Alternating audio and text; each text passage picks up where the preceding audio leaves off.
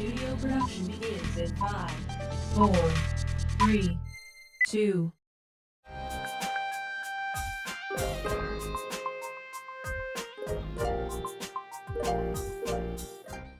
Welcome to Community Foundation Spotlight. I'm Erica Joseph, president at the Community Foundation, and PAC 14 is wonderful to help us further our mission of connecting people who care with causes that matter. And so that's what we're going to do right now. And I'm pleased to have Don Taylor, who is the executive director of Chesapeake Housing Mission, with us. Welcome. Thank you. It's a pleasure to be here. Now, I'm really hoping that most of our viewers have heard your name or seen your work in the community, but for those who have not, introduce us to the Chesapeake Housing Mission. Well, Chesapeake Housing Mission is a 501c3, and we were formed in 2009. And our focus is to help those living in poverty with critical home repair. So what does that mean? It means that if you have a leak in your roof and we have to replace some shingles, they may not match. But it's important that you're going to be drier. And if you're falling coming out of your home because of your steps or railing, we would replace those to make you safer. And we are about warmer, safer, drier. Now, you mentioned that you were established in 2009 and that you provide these very critical services to people in need in the community. You work with partners to do that, though, right? Chesapeake Housing Mission's not able to, go around and identify all these needs on your own. How do you connect to the people who need that level of repair to, you have the skill and the talent, and other people help you find the need? Well, let me digress a bit to where we came from. 6 of my 15 board members, and my amazing board members that help tremendously, were longtime volunteers in the Appalachian region. We traveled from Salisbury with Asbury Church, Trinity, and St. Francis, and took youth into the mountains. For myself, it was 25 years. And as we went on these trips, we talked about why don't we do something locally? Why can't we bring this mission back here? And the way the Appalachia Service Project runs, it uses volunteers to do just about all the work with some supervision. Well, we embraced that model. And when we did, we have a board, and we have 3 part-time employees, and the rest are volunteers. For instance, last year, over 15,000 hours were given. And it's 1,600 volunteers that made this all work. The other critical part of what we do is local agencies who find the needs. We're not qualified to find who's in need out there. It would be a hit and miss for the people that like with our qualifications. So MAC and Basel, Bay Area Center for Independent Living, the local health departments, Somerset County Social Services, Worcester County MAP, Dorchester County Delmarva Community Services, all provide us with referrals. Where does the client meet the qualifications? And in some cases, we can't do the job, it's too complicated. But the case manager comes to us, we do a site visit and decide if we can help or we can't help. And then we match a volunteer group that has the skill level. And so you mentioned that this really sort of grew out of people's experience with ASP, and that a lot of the faith community is involved with that. Were you surprised? Are your board members surprised? Are your volunteers surprised when they see those types of needs that they may have seen in other parts of the country right here on the Eastern Shore? We were, I'll digress again. We are a Christian mission. We believe God calls us to help one another. That is the basis of what we do.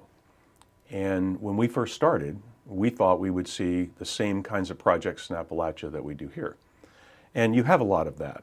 The poverty levels aren't as extreme as they are in some of the counties in Appalachia, but we were shocked by the number of wheelchair ramp needs that are in the community.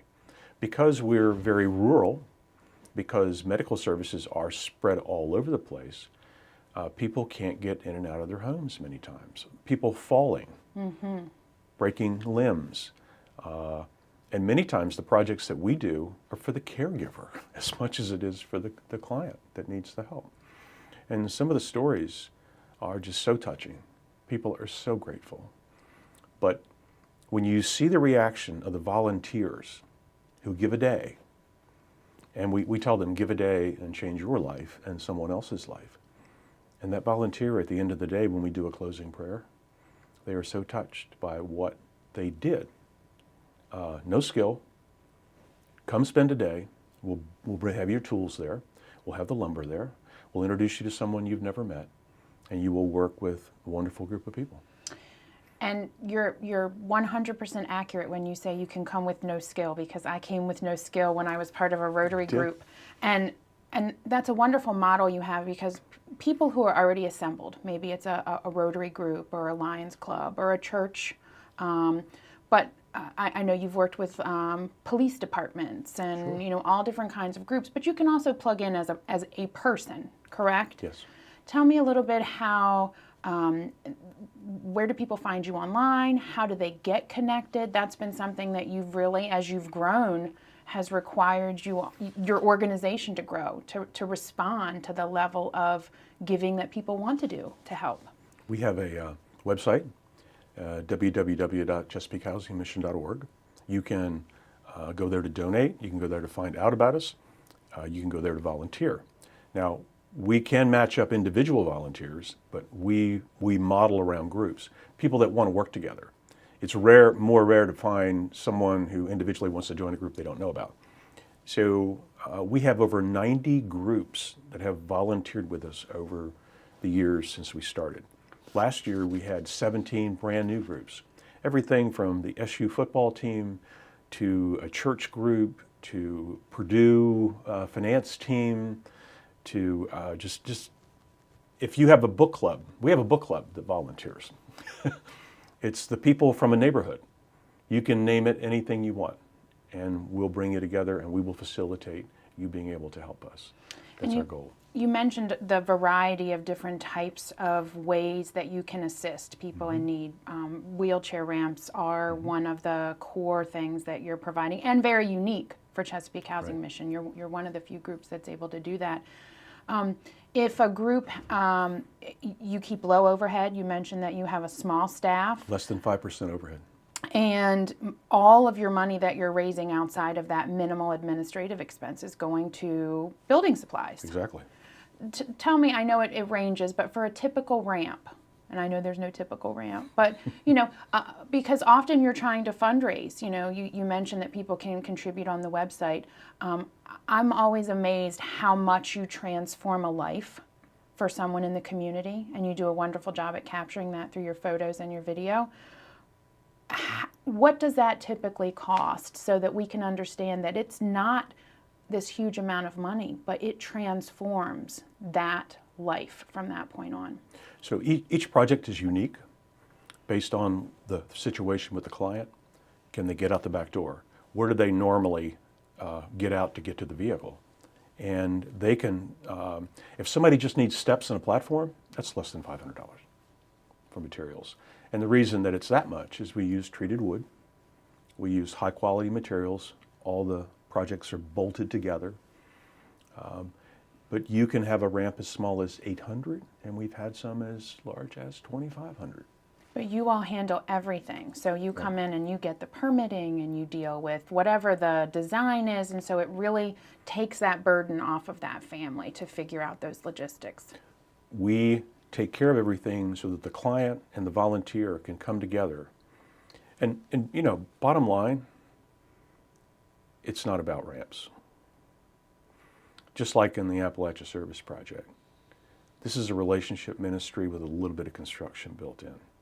The fact that we built a ramp is nice, but when we set 20 people, 20 strangers, down with, whether it's a 16-year-old boy with spina bifida who we're working for next weekend, or a 92-year-old lady who is falling coming out of her house, that's what's going on.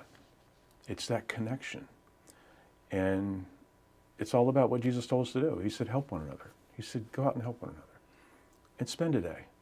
And is a day too much to give? And the answer is not really. Now, for the coming year, so we're entering into 2018. I know you have big plans. What is on the horizon for Chesapeake Housing Mission this year? Well, we did 77 projects last year. Right now, we're on pace for anywhere between 80 and 90. Managing that volume is extremely complicated. And we rely on people, so we are looking for some expertise. If we have some construction companies that can loan us a roofer for a half a day or loan us somebody to help work on the bathroom floor, which is more complicated than what a normal volunteer can do. Right. We've reached out to several. So that's a need for us because we have some people that have been waiting a while. Keeping up with the money, keeping up with getting donations to continue to do the work.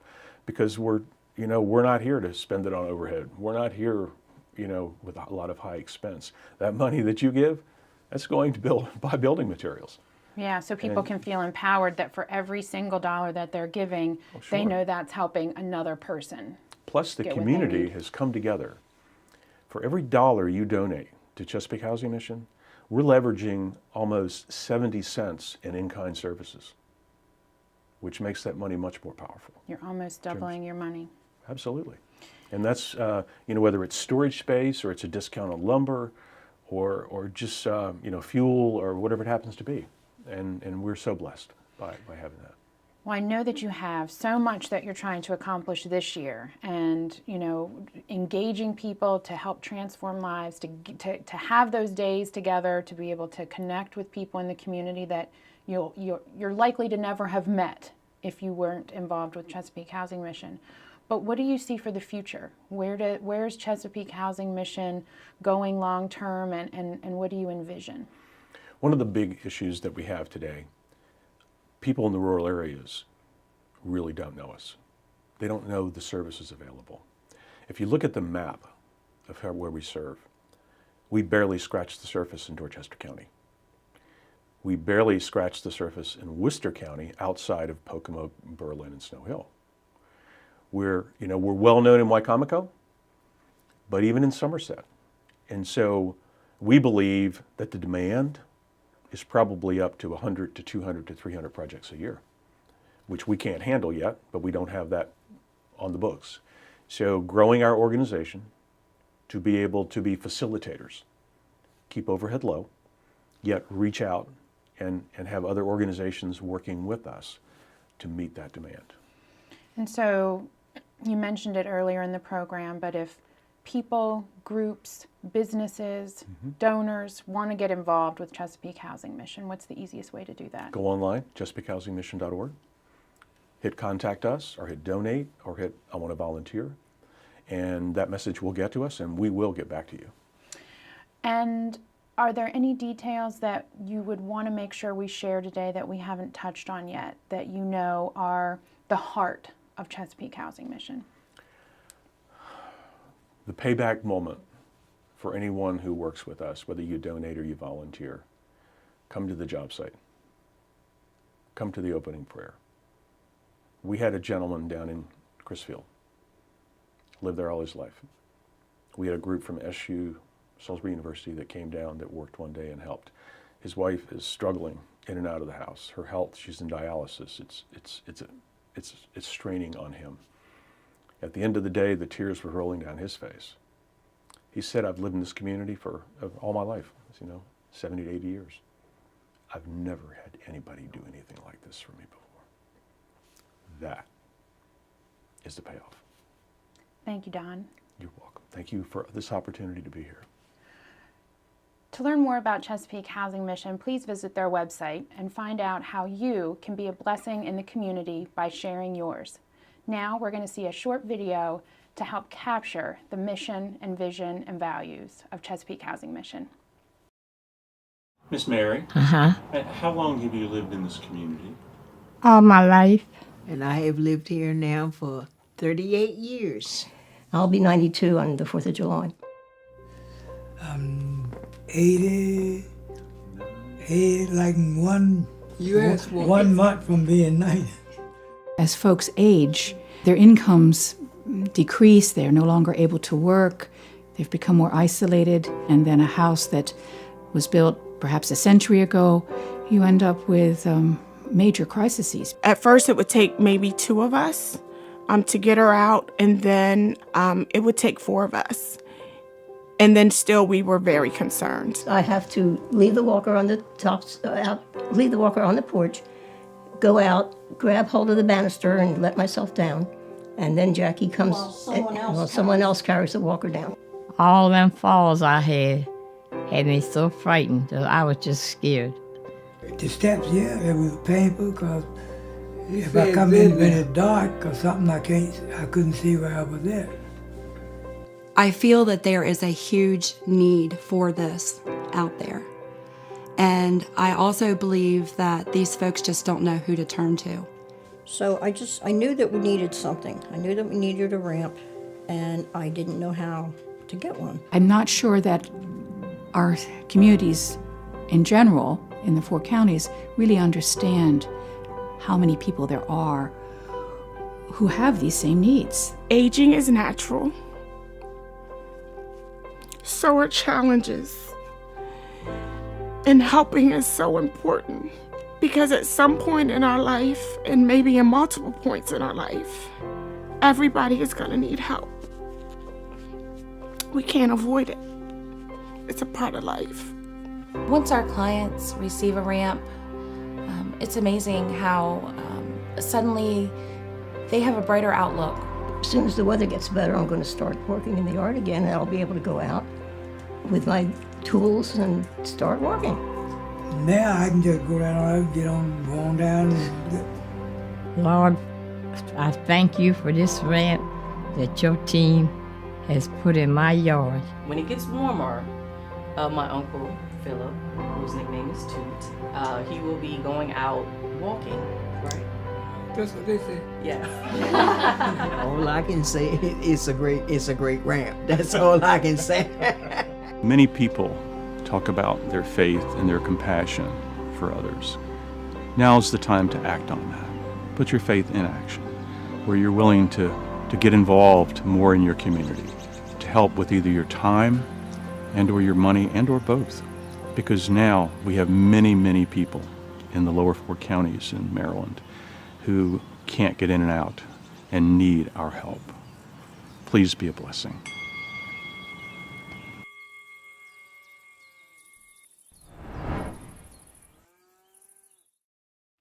Thank you for watching Community Foundation Spotlight. To learn more about the Chesapeake Housing Mission or to make a contribution to support their work, visit chesapeakehousingmission.org.